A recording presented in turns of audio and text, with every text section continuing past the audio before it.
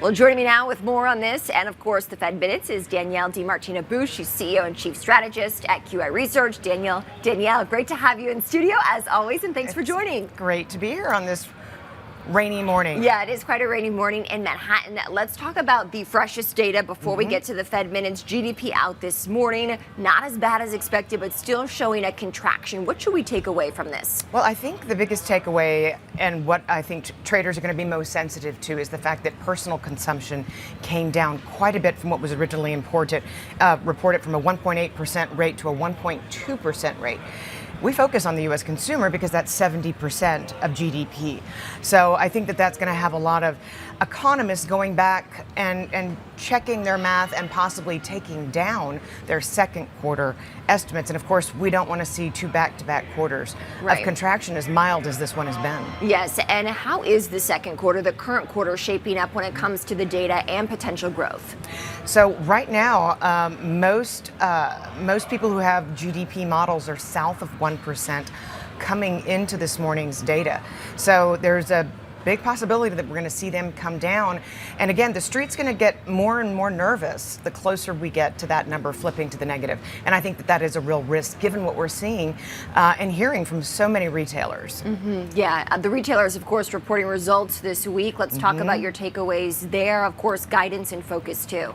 So I think what we're continuing to see is a real challenge for retailers to pass through those higher input costs that are coming because of the tariffs. Obviously, this morning we're pretty happy that those costs are coming down. But even so, Best Buy came out. They disappointed. The owner of Michael Kors and Jimmy Choo, they disappointed. And it's a message that is consistent. Americans are having a hard time affording anything that's really discretionary. They're really squeezed budgets just trying to put the essentials of food and rent, cover those expenses. How does this factor in what we heard in the Fed Minutes yesterday?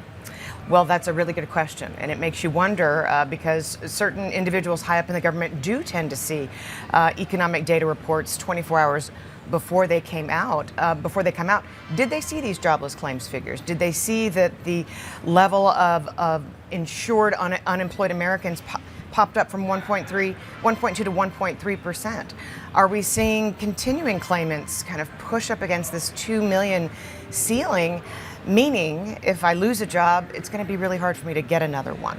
And I think that's why Fed officials actually used the recession word, which I think surprised a lot of investors in those meeting minutes.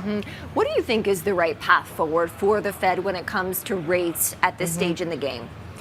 So I think given the fact that we've seen 5 back-to-back months of private sector layoffs in excess of 100,000, I think that the Fed should be beginning to, and I think the minutes alluded to this, beginning to lean a little bit harder on their employment mandate versus what we're seeing from inflation. Earlier this week, we had both FHFA and CoreLogic, S&P, month-over-month home prices decline. So we haven't seen two of the biggest providers of home prices report declines on a month-over-month basis since June of 2022. Of course, I mentioned shelter because it's the largest input to CPI. If the Fed feels that it's winning on inflation, especially if we're going to have less in the way of tariffs going forward, upward pressure on inflation, less of that, a bigger disinflationary impulse, then the Fed is going to be free to lean harder on its employment mandate. And I think that's why we're seeing increased probabilities of Fed rate cuts this year. Yeah, of course, the next decision due out on June 18th. We haven't heard much from the Fed in terms of whether or not a rate cut would be really viable at that stage in the game. But we've also heard from Powell saying that he wants to see how tariffs play out. So that does seem to be, it could perhaps maybe be contradictory to what he sees in the data in terms of that timing. How do you see it? And I think that that's where the street has had their thinking. But I think that that's going to shift, and it's going to shift a lot depending, I think, on how the administration reacts to this latest court ruling and whether they find a workaround, a way to continue pressing forward with these tariffs or not. But again, I think the Fed is going to be focused on a lot of signals that we're getting right now, that it's not inflation that's really the primary driver of monetary policy, but rather employment. And the risk, as the minute said yesterday, that we're going to see unemployment continue to rise through the end of 2027. Again, there were some surprises in those minutes yesterday for everybody expecting them to be kind of a nothing burger. They really did have a lot more substance and warnings, I think, than people were expecting. Interesting. So it sounds like what we've seen the past 2 quarters might not just be a 2-quarter matter that's ahead. Right. And again, if Fed officials are anticipating that unemployment is going to rise through 2027, that's their way of conveying this is why we see a recession over the horizon. And investors need to be prepared, I think, especially after this morning's data.